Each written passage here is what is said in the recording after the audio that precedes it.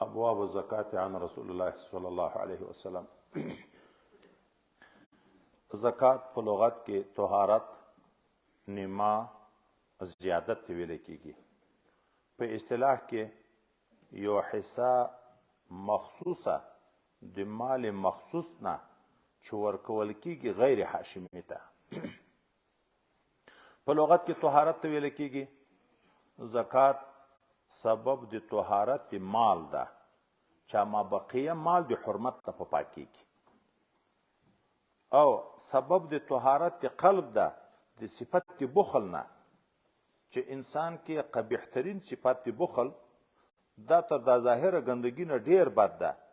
د زکات په برکت دغه نه صفا کیږي، بخل ورکیږي. او نیما او زیادت ته وی ځکه چې زکات سبب دی برکت ته په مال کې خدای پاک په مال کې نیما او زیادت راولي. حرام مال خدای پاک افتونه ورته متوجه کوي، په یو ځای بیا پر لکونو په کروڑونو تاوانونه وي خلکو ته.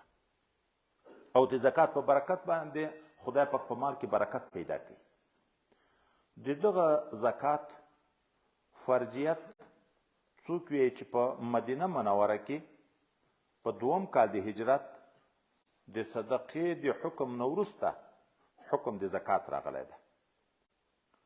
او مختاره قول دا ده چې نه، فرضیت په مکه معظمه کې شوی، ځکه په مکي صورتو کې ذکر د زکات شته، خو او تفصیل په مدینه منوره کې شوی. نفس زکات حکم خو راغلی و په مکه معظمه کې، خو تفصیل نه و شوی. تفصیل په مدینه منوره کې چې د نصابو د دغه سلسله وروسته را روانه ده، هغه تفصیل په مدینه منوره کې شوی ده.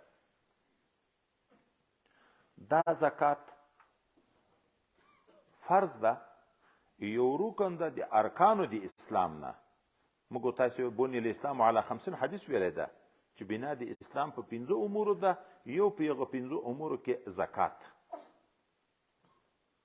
اوس منع د زکات چې یو واره فرض شو، رکن د اسلام شو، څوک چې زکات نه ورکوي دغه په باب کې څومره وعید حضرت پیغمبر علیه الصلاة والسلام ذکر کړی.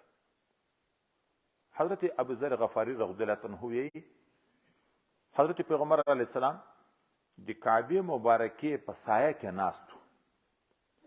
زه ورغلم، په یو روایت کې راځي ورغتاګم د شپې و د سپوږمۍ په رڼا کې زه ورغلم، دی هلته ناسته چې په ما یې سترګې ولګېدې، نو دا الفاظ مبارکه یې وویلې: هم الاخسرون ورب الکعبه یوم القیامه. دوی تاواني دي، د ما د په رب د کعبې باندې قسم وي په ورځ د قیامت کې. وایي زه په ځان وډار شوم چې ګمان کوم د ما په باب کې خدای نه خواسته کوم وعید شی نازل شوی ده، دا ما په لیدلو پورې دا خبره وکړه. د ورختاینې مې ورته وویلې څوک دي دا تاواني خلک؟ د ما د مور و پلار په تا قربان وي یا رسول الله صلی الله علیه وسلم، څوک دي دا تاواني؟ پیغمبر علیه الصلاة والسلام ویلې هم الاکثرون، هغه خلک چې دنیاوي ډیروي دغه خلک تاواني دي. بیرته په استثناء کې وی الا من قال هکذا وهکذا وهکذا. لاس مبارکانه دواړه ونیوه لپه لپه په شکل. هغه څوک نه د تاواني د ډیرو مالو چښتن چې د خیر په اره لار کې لګي، دا کنایه ده دغه توسع نه، مخ ته ښي لور ته چپ لور ته، دا معنی چې هر د ضرورت ځای راتلو ده ته د خپل مال په هغه کې لګوه. بیا خو ان الله اشترى من المؤمنین انفسهم واموالهم بان لهم الجنه، بیا خو جنت په واخیست، بیا خو تاواني نه ده. خدا چې مال ډیر خدای پاک ورکړی، ډیر څومره اکثرون څوک وی چې 10,000 درهم چې لري دا په اکثرونه کې دي، څوک وی چې 12,000 روپۍ چې څوک لري دا په اکثرونه کې دي. درهم چې 12,000 لري دا په اکثرونه کې دي. نو چې دغه هم نه لګوي د خدای حق نه پکې ادا کوي، نو خود تاواني دي په ورځ قیامت باندې.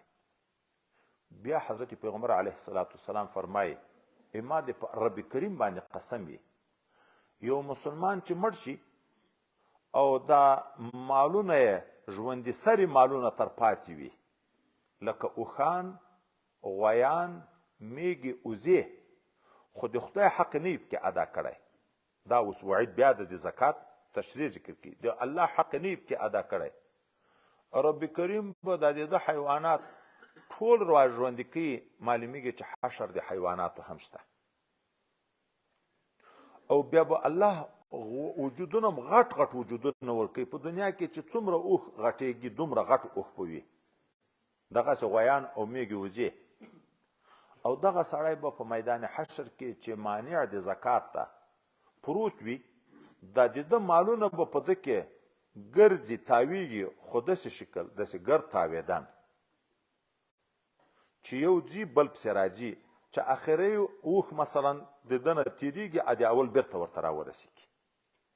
دغسې غویان، دغسې میږې وزې چې هر یو د دغه حیواناتو نه وي، خو په پښو به پکې خیږي، په ښکرو باندې به یې وهي. په پښو به پرې خیږي او په ښکرو باندې به یې وهي. دا سزا به الله تعالی ورکوي تر څو چې خدای پاک فیصله په خلکو کې چې یا جنت ده یا دوزخ ده. تر یغه وخته او ورځ 50,000 کاله ده. حساب په آخر وخت کې کیږي. جنت او دوزخ ته فیصله خو په آخر وخت کې وي. نو دا 50,000 کاله به دی په دغه تکلیف باندې وي. دا سزا خو دلته په دغه حدیث مبارک کې د ژوند سره شیانو په باب کې وشوه چې څوک کوچیان موږ تاسې تعبیر کوو مالداره خلک چې ژوندی سره مال لري او زکات یې نه ورکوي، هغو ته به دا سزا وي. خو نورو خلکو ته چې سره زر او سپین زر لري، ډالر او کالدار او افغانۍ لري، ریالونه لري، داسې شیان لري، رختونه کاروبارونه کوي، د هغو د سزا بیان هغه بیا په یو آیات مبارکه کې چې د دوی د دنیا نه به د اوسپنې تختې جوړیږي، په اور د جهنم به ګرمیږي، فتقوا بها جباههم و جنوبهم و ظهورهم. دا څلور سره طرفونه به په داغل کیږي په اور ګرمه شوې اوسپنه، مخ طرف ته، ښي طرف ته، چپ طرف ته، شا طرف ته. دا به ورداغل کیږي چې دا هغه دنیا چې دا تا جمع کوله او په آخرت حق د خدای نه پکې ادا کول، د هغه سزا به وي. بل آیات مبارکه کې چې دغه دنیا چې خدای پاک زه چاته ور ډیروم او دی د خدای پاک حق نه ادا کوي، بخل کوي، دی د دا ګمان نه کوي چې دا ډیروالی د دنیا د دی دپاره خیر ده، بلکې دی دپاره شر ده. سیطوقون ما بخلو. اور دنیا نه به مار جوړیږي، مار به تر غړۍ تاوي او یو طرف بل طرف ته به چیچي او ورته ویې به انا مالک و انا کنزک، زه هغه تا دنیا یم چې جمع کولم دی. 50,000 کاله به دغه سزا ورکوي. نو مار په شکل سزا شته، تختې به جوړیږي، هغه باندې به داغل کیږي، دا سزا شته. دا د دغه منقولي امورو چې جمادات دي، روپۍ دي، سامانونه دي، د دغو سزا ده.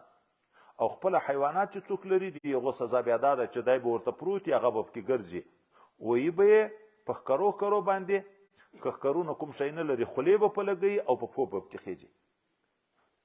دا وعید. که سړی فکر وکړي دا ټول عبادات چې خدای پاک په موږ لازم کړي دي، الله تعالی د طرف نه تحفې دي د نعمت، خو شکرانه یې د هر شي مناسب غوښتې ده. دا زکات کې حکمت وایي د شکر ده چې هغه د مال شکرانه ادا شي.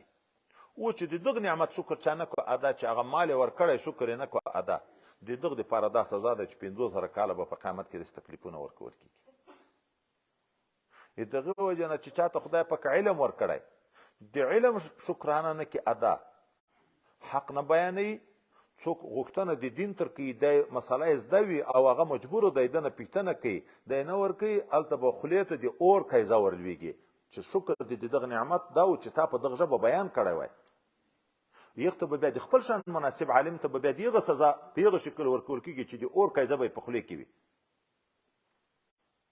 هر نعمت شکر غواړي، هر نعمت شکر غواړي. خو چونکې دلته اوس موږ د مال مسله شروع شو، ابواب زکات دي، نو د زکات وعیدونه په د حدیثو کې پیغمبر علیه السلام ذکر کوي.